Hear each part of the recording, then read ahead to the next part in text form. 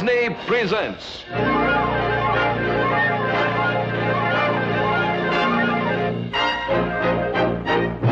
from Adventureland, The Pigeon That Worked a Miracle. Sweetheart, what are you doing in there? Come on now. Come on. I'd like you to meet Pidge. She's the heroine of our story. Pidge is a homing pigeon, a racing homer, the aristocrat of her breed. Pigeon racing, you know, has been called the sport of every man. Rich and poor, young or old, millions of people the world over raise and race pigeons. That's because you can put a pigeon loft just about anywhere. In a skyscraper penthouse or over a chicken coop in the backyard. Pulled by their mysterious homing instinct, pigeons fly in races as far as 300, 400, and 500 miles. In fact, 1,000-mile races are not uncommon. But a racing pigeon is much more than a flying machine. In this little package, there's lots of love and loyalty. And almost from the day she was hatched, Pidge here had a deep affection for a small boy who had a very big problem. But love, they say, can work miracles. And a miracle can make a story. So let's move out to another time and another place and begin our story.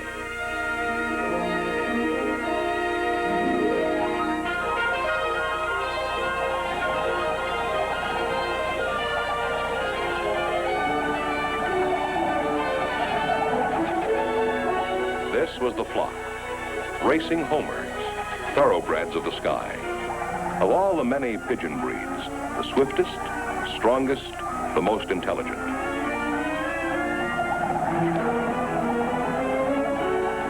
Altogether, there were 30 birds in the flock, an average number for an average loft. Like racehorses, racing homers follow a regular training schedule, and this was their afternoon exercise flight. Here amid the familiar landmarks of home, their flight pattern was a long, sweeping ellipse, and in the center, a powerful magnet that held them always in orbit. That magnet was their loft. The daily routine never varied. After an hour of flying, feeding time, and as usual, Brown Bob led the others in.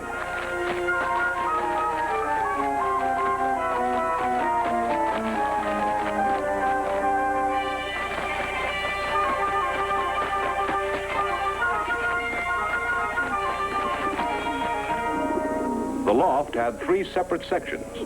For each section, there was an entrance, or trap, equipped with a one-way gate.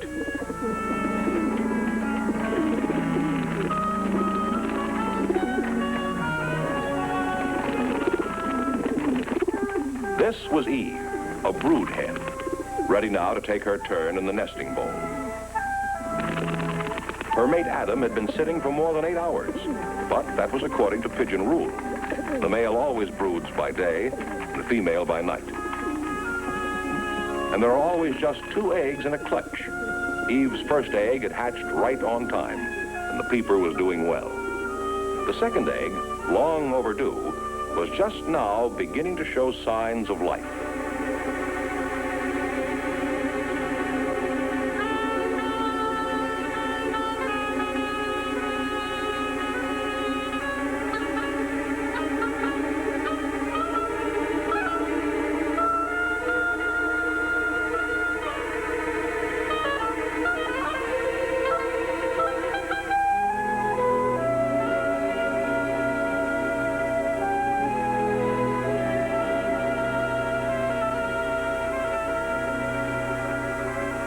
In the warm light of day, the peeper's baby fuzz dried and fluffed out. But Eve had mothered many broods. In her crop, the supply of pigeon milk was running low, so the latecomer got barely enough to keep it alive.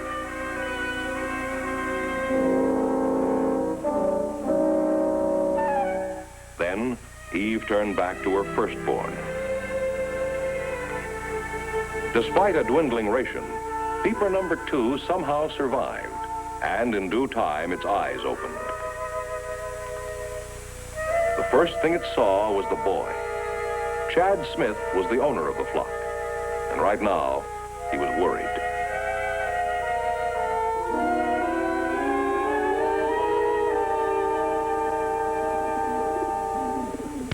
He'd heard about cases like this, where an older mother will let one peeper starve to ensure the survival of the other.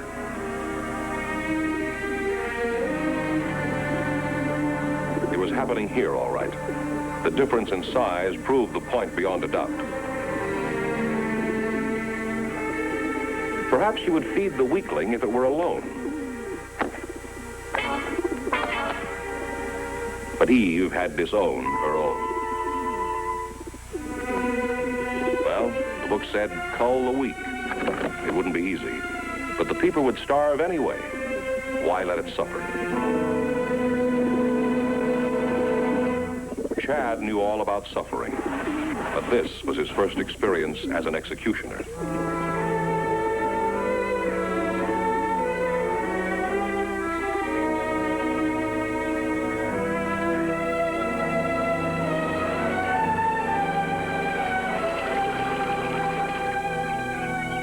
The boy felt weak inside, but a breeder must follow the code. Only the fit may survive.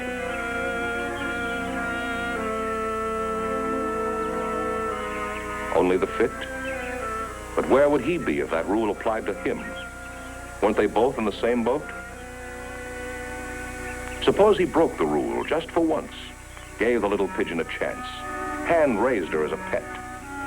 By golly, it might just work. Now, raising a peeper away from the loft has its problems. The first Chad solved with a mash of ground oats and cow's milk.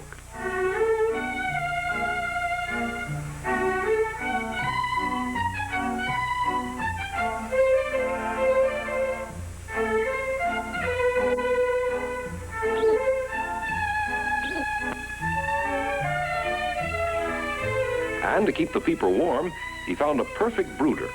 Even had a built-in temperature control.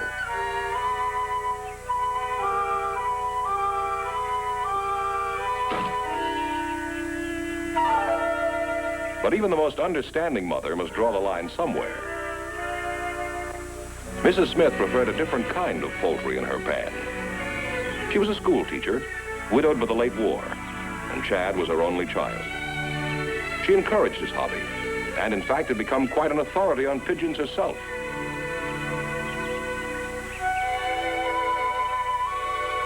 As time passed, the little peeper thrived and soon became a squeaker. Now her pin feathers became feather tops that hinted at the future coloring of her plumage.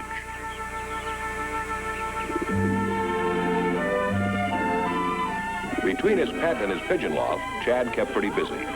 And on the surface, he seemed a well-adjusted boy who wore his handicap well. But he couldn't avoid this daily reminder that he hadn't always been tied to a wheelchair. In fact, the fellas still said Chad was the best ball player they ever had.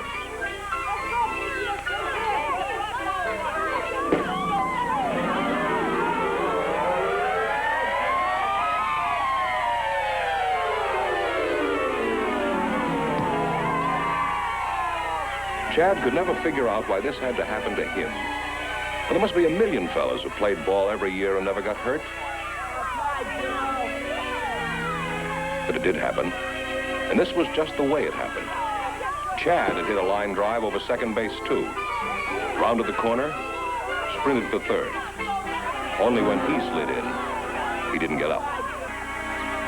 Temporary injury to a spinal nerve, the doctor said. After 6 months, he told Chad he was cured. Only saying it didn't make it so. Well, here he was, a year later, still stuck in the chair. And so Chad turned from baseball to pigeons, and soon became devoted to his new hobby.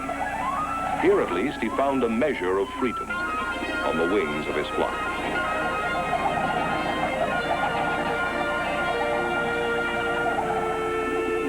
But a measure of freedom wasn't enough.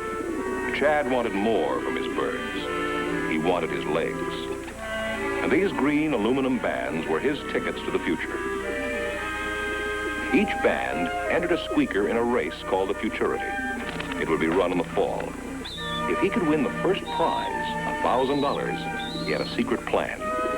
He would travel to a world-famous clinic he'd heard about, and there he would be cured.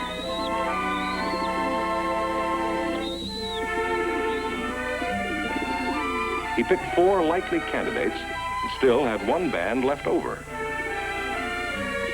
A band and a bird.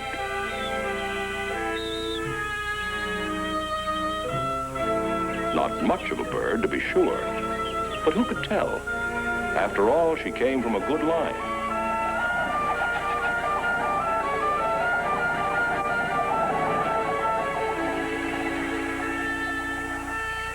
Besides, he'd promised to give her a chance. She was going to have it.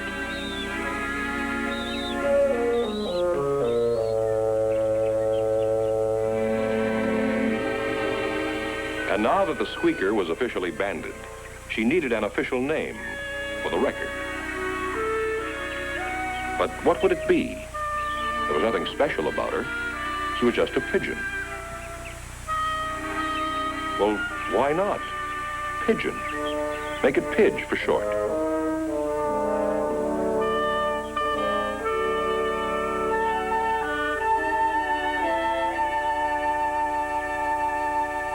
Since Chad had gone this far, he had to take the next step. A racing homer must be trained to home to the loft. So Pidge was returned to the nesting bowl. She was as big as her brother now. Chad was sure that Eve would accept Pidge as her own and make no more trouble. And so he turned to the greater worry that was always with him. Under the loft, Chad had rigged a makeshift gymnasium. But the truth was, his problem was not physical, but mental. Fear of failure, the doctor said. He also said that Chad would never walk again until he overcame that fear by forgetting himself.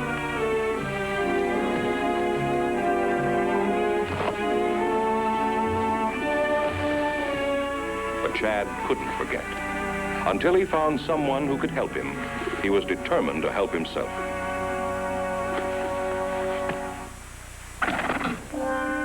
Now, Chad knew a lot about pigeons, but one thing he didn't know was that once a squeaker is rejected by its mother, it's almost never taken back.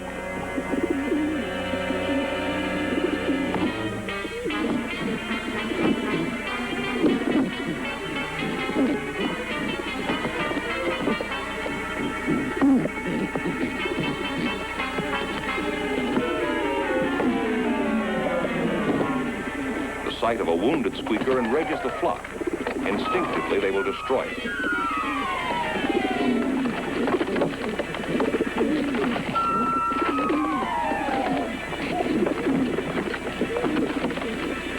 Chad knew at once he'd made a mistake. The flock was after Pidge.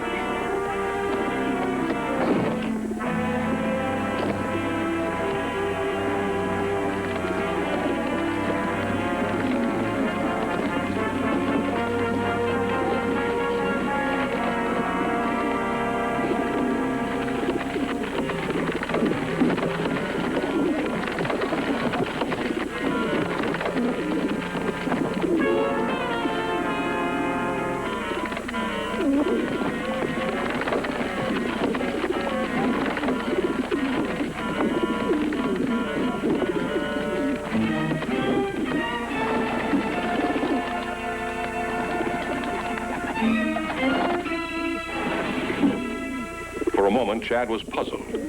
There wasn't a sign of trouble here. Every bird was the picture of innocence. And then he saw.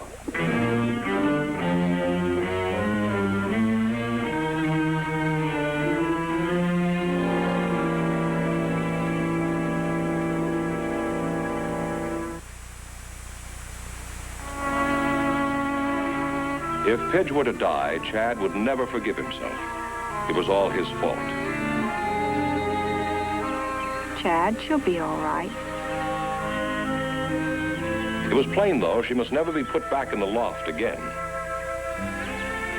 And so Chad built her a pen on the back porch.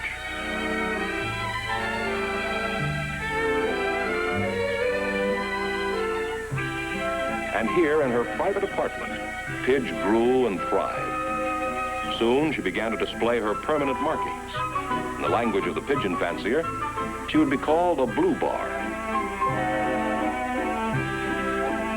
As her feathers developed, so did Pidge's personality. At 8 weeks, she was in full plumage and fully grown. Come on, Pidge.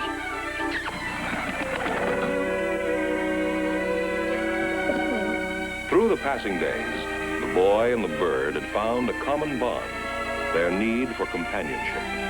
And between them, a warm, deep affection began to grow.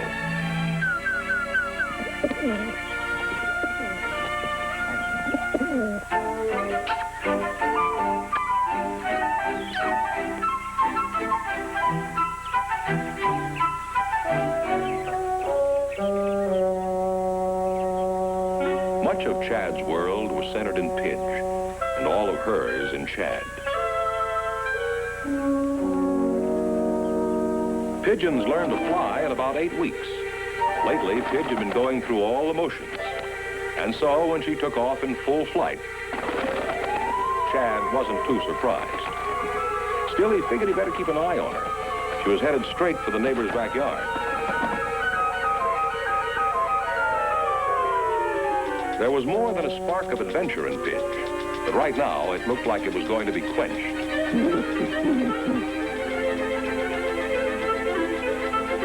Of course, a little ducking never hurt a healthy bird, but this could hardly be said of the neighbor's cat.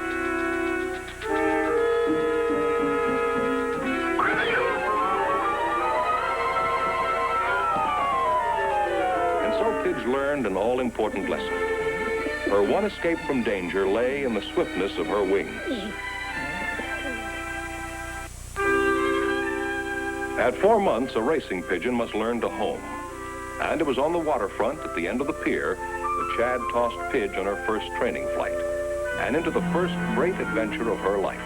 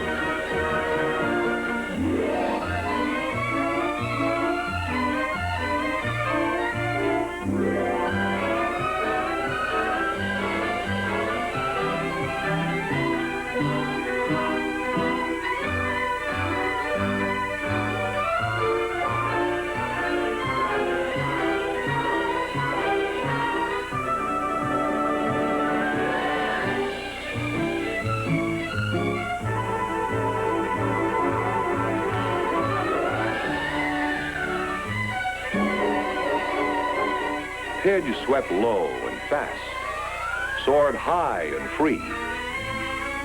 And yet Pidge wasn't really free at all. She was still a homing pigeon, and already she was beginning to feel a need to find the boy. And almost at once, in the distance, she thought she saw him.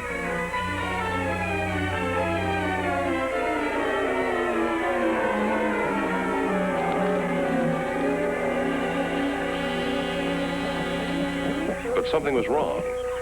This wasn't Chad, and certainly neither was this.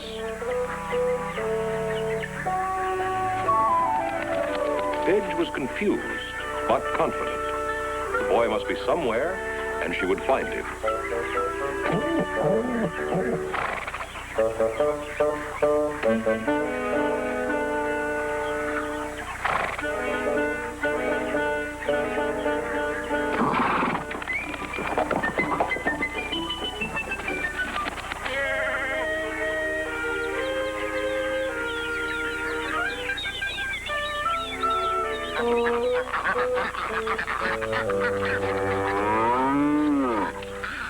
Well, it was plain now the boy just wasn't here. So Pidge decided to pick up a hasty meal and then start looking for Chad somewhere else. Of course, all this time, Chad had been anxiously looking for Pidge.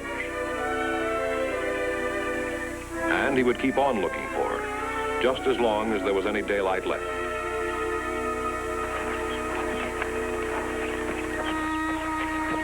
Evening caught Pidge still at the farm, lost and lonely. She wanted to leave, but she didn't know where to go. Now it was too late.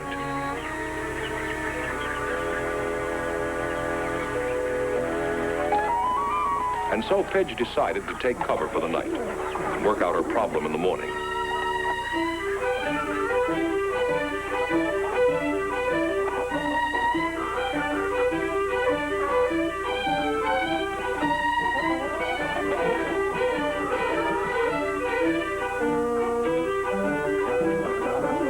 Pidge's eye caught a nesting box, a familiar shape, a reminder of home.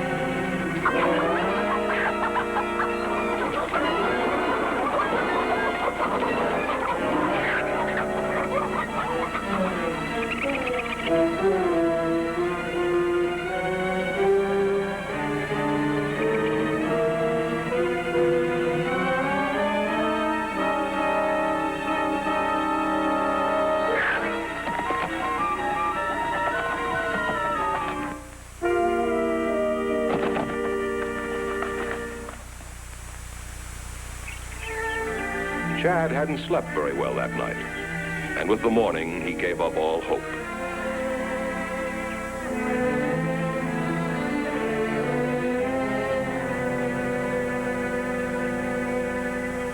But as it turned out, just a few miles away, Pidge had found the safest place in town to spend the night. Now refreshed, she felt again the all-compelling urge to find the boy. The first thing she looked for was a vantage point where she could collect herself and get her bearings.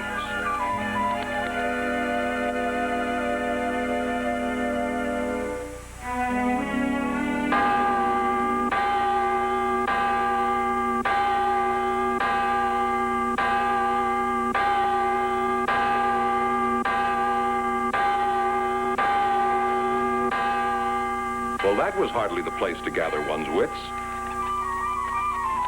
So next she found a quiet patch of green.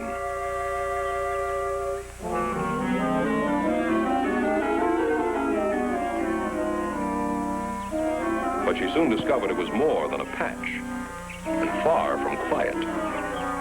It was a bowling green.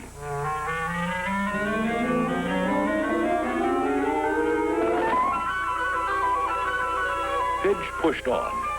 If she could only spot a familiar face down there. In her brain was the image of a person. Instead, she found people.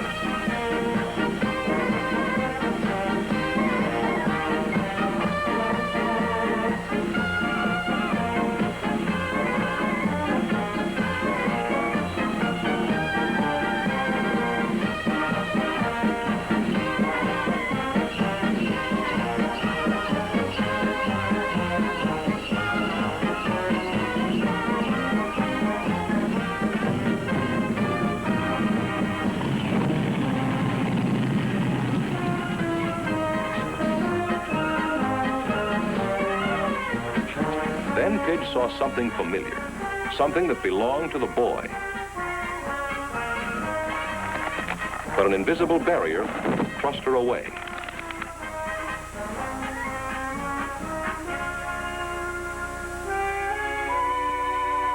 By chance, her next excursion took her to the waterfront. This, too, seemed familiar. for it was where she last saw Chad. But the pier stood empty. The little park behind the beach seemed more inviting. Here at last was peace and quiet.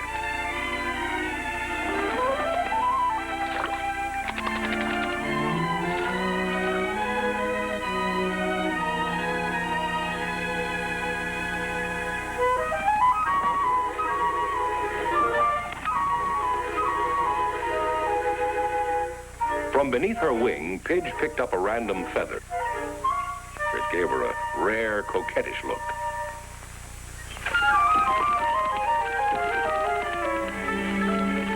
Apparently, this caught the roving eye of Champ. Champ was a racing homer, too, lost from some distant loft.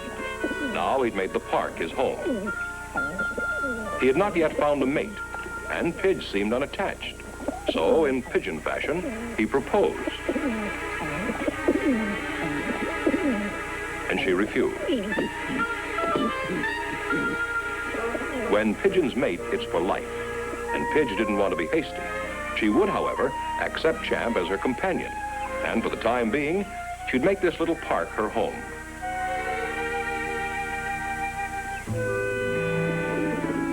In the weeks that followed, Chad tried to put Pidge out of his mind. The futurity was only 2 months away. He had 4 birds entered, and each day he checked their physical condition. The wings were all important. One missing flight feather would put the bird out of the race, and the keel must be sound and well fleshed out. Now, the members of Chad's racing club were tossing his birds along with their own in long-distance training flights. And of course, the greater the distance, the more birds were lost. Chad lost 3. And that left only Big Red, son of Brown Bob, to carry all his hopes.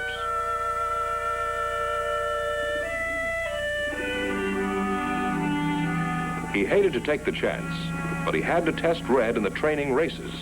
So he entered him in a 200-miler. Here at the club, the procedure is always the same. The owner pays an entry fee.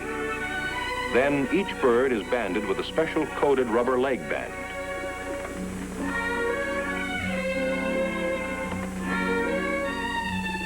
Next, the owner is given a sealed precision time clock to be used at the end of the race when the bird returns to the loft. Finally, the entries are shipped to the starting point.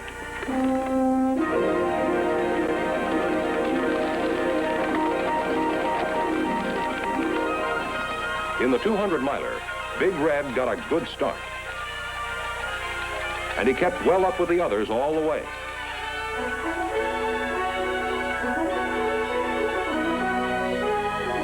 Red home straight and true. He'd made excellent time, Chad was sure of it. But that didn't mean a thing until Red was caught and clocked in.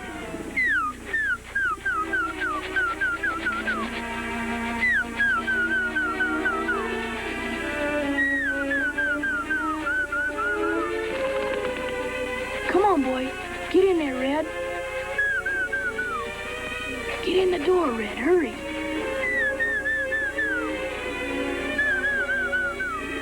Come on, Red. Hurry up. Hurry up. Get in there. Trapped.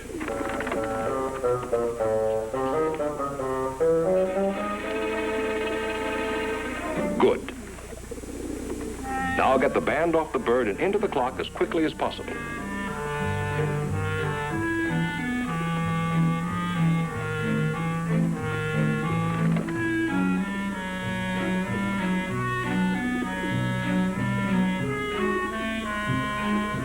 Sealing the band in the capsule automatically starts the clock.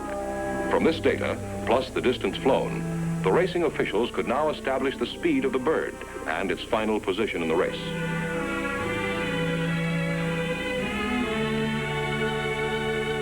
In the 200-miler, Red took a first and won the $25 pool.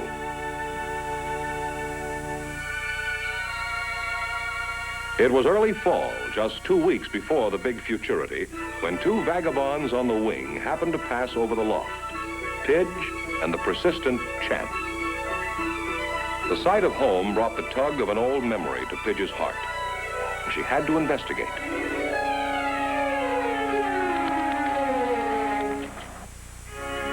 Had Chad been on the porch that day, Pidge would surely have homed to him. The next most familiar sight was the loft, and instinctively, she was drawn to it.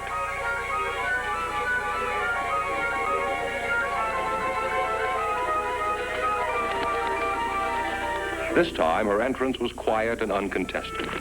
The flock accepted her as a mature bird, as indeed she was, mature and ready to choose a mate.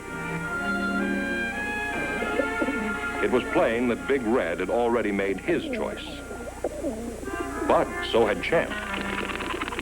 Champ had waited too long to give Pidge up now.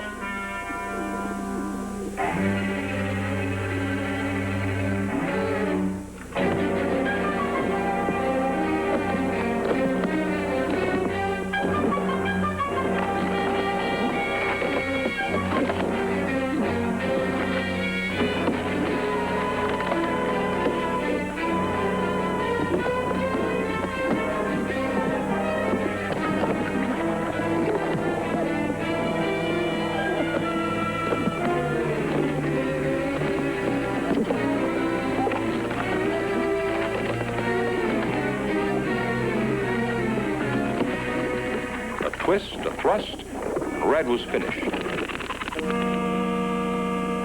Out of the battle and out of the race. Red had lost a flight feather. Now that the field was clear, Champ prepared to claim his own. He began the courtly mating ritual of the pigeon, and this time, Pidge did not refuse him.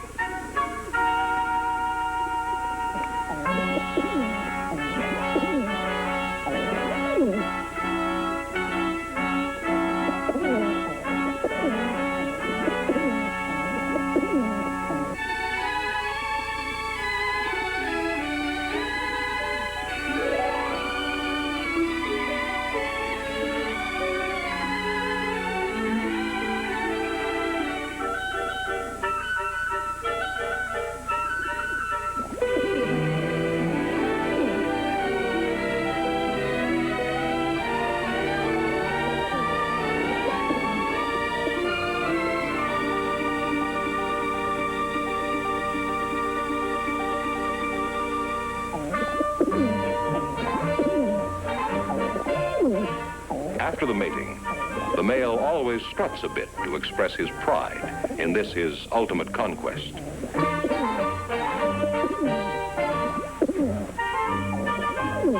And then he turns to more practical matters.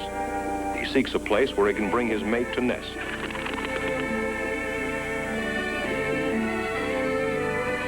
He summons her with gentle coaxing.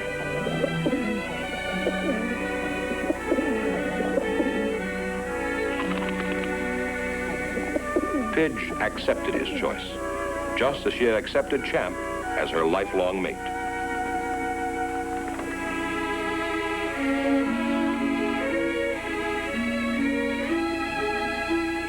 Pidge!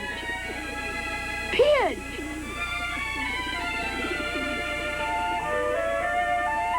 Hello, Pidge. Come on. To find each other again after all these months brought a wonderful feeling of gladness to both the boy and the bird. Hello, Pidge. Where you been? You've been away. When Chad saw that Pidge had brought home a mate, he approved.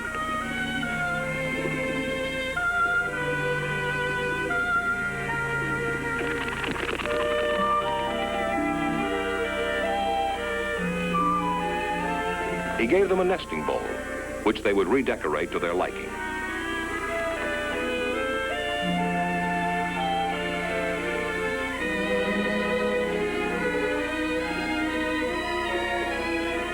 With Champ and Pidge provided for, Chad began to look around for Big Red and found the flight feather. It could only be Red's, but it mustn't be. He wouldn't have a single entry left for the big race. There it was. One feather gone, two broken.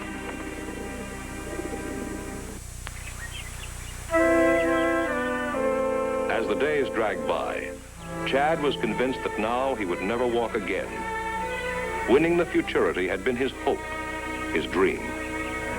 Now he was ready to give up pigeons and pigeon racing for good. His mother knew she must find some way to pull him out of his depression, and she had the glimmer of an idea. It's said in the pigeon book that a pigeon's greatest urge to home is during the hatching period, for then it has a mate, a nest, and a brood to pull it back to the loft. Pidge was banded for the futurity, and once she laid her eggs, she'd have every reason in the world to hurry home. And there was also her love for the boy. And so, new hope. But first, Pidge had to solve the problem of the eggs. And she did.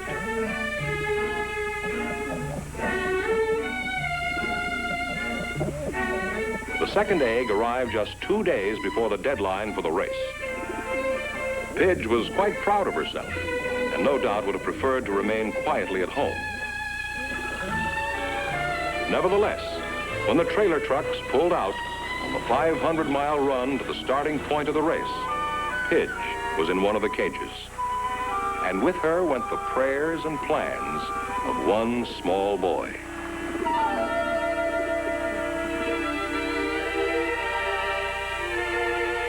The big futurity races always start in the early hours of the morning. And now, on the starting line, more than 7,000 entries were ready and waiting.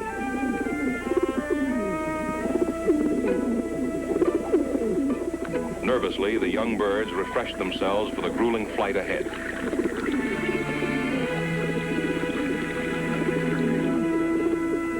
The official seals were broken. The cage doors fastened with light yarn. Pidge was tense, expectant. The starter prepared for the count. 1, 2, 3, go.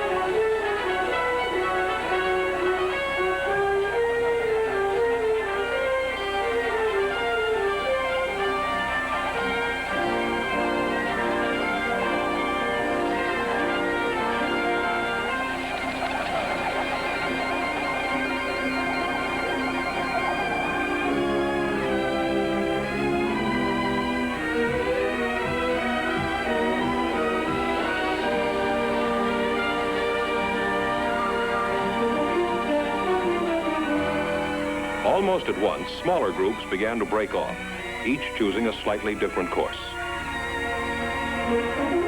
This was Pidge's group. So far, she'd been trailing, but now she was beginning to move up.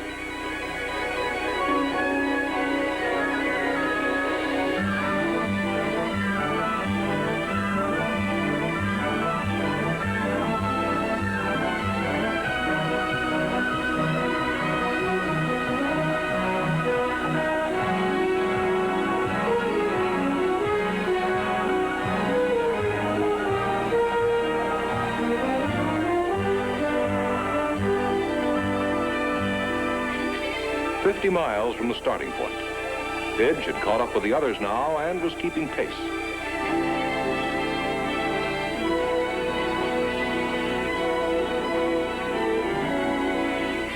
In every race, there are many hazards.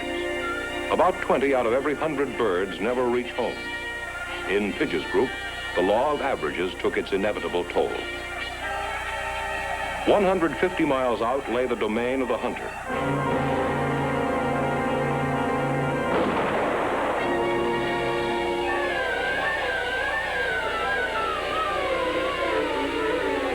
But here, death is quick and merciful. There are other places where the end is far more tragic. In the heat of the day, the halfway point was reached. The birds were thirsty, and this looked like a refreshing pool of water. But it wasn't water. It was oil.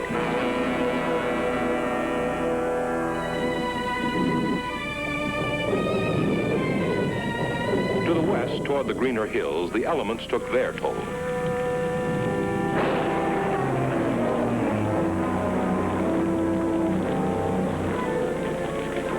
Under the driving rain, some of the birds weakened and sought cover on the ground. But most of the flock carried on, and Pidge was one of them. At 350 miles, only one bird was ahead of her. And now she took the lead.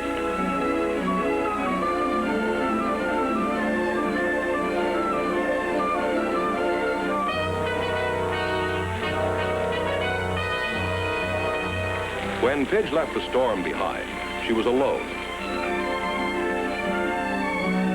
More than 400 miles had passed under her wings. Sure of her course now, Pidge would let nothing turn her from it.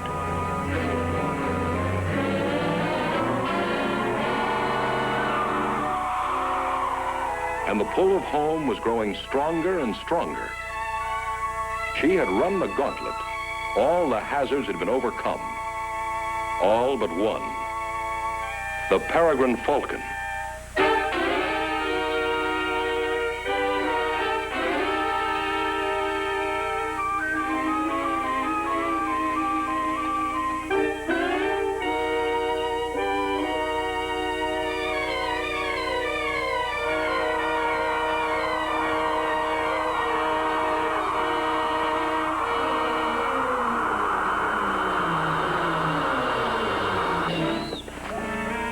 The strike was so sudden, Pidge knew only terror and confusion.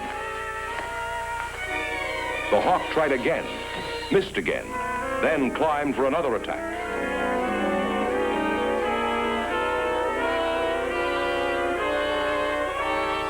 At 60 miles an hour, Pidge headed for the hills, but a falcon dives at 200.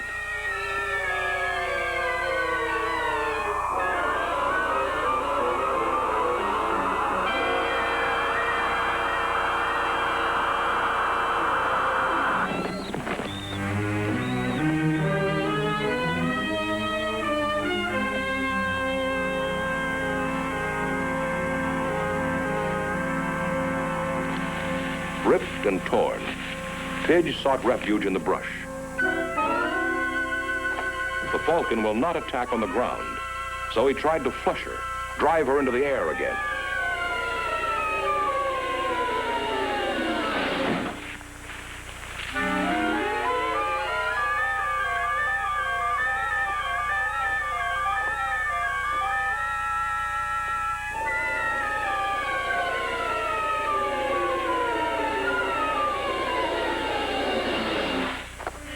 When the hawk failed again to flush her, he gave up. Pidge gathered all her waning strength. Even beyond her physical pain, there was the all-compelling need for home.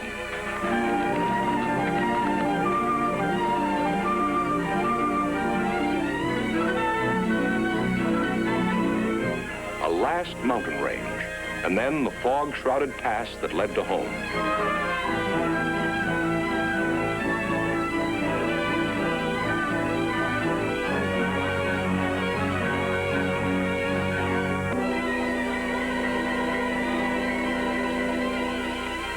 It was the city, her city. The loft would not be far away.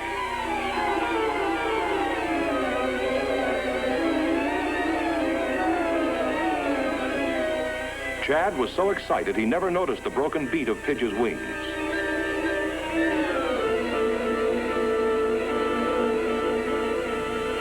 He was sure she'd made good time.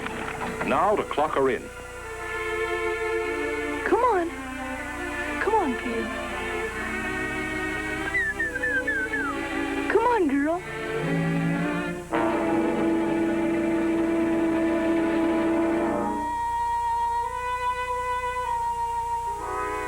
Pidge!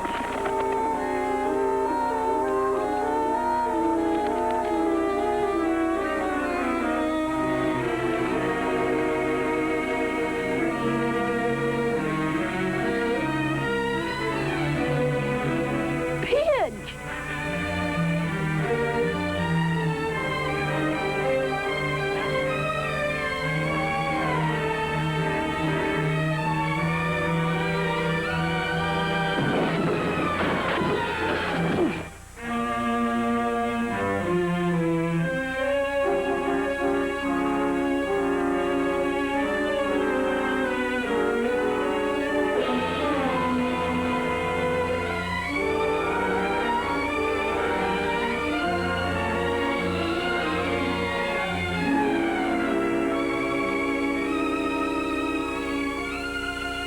Pidge?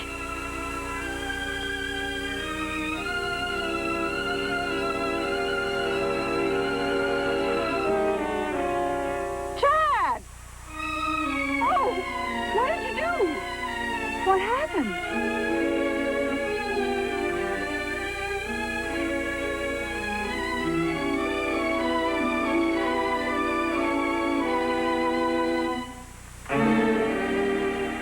Chad, you're walking. He had thought only of Pidge. He had forgotten himself. And so it didn't really matter if Pidge didn't win the big race or the $1,000 prize. Through Chad's love for her, he got the prize he wanted anyway.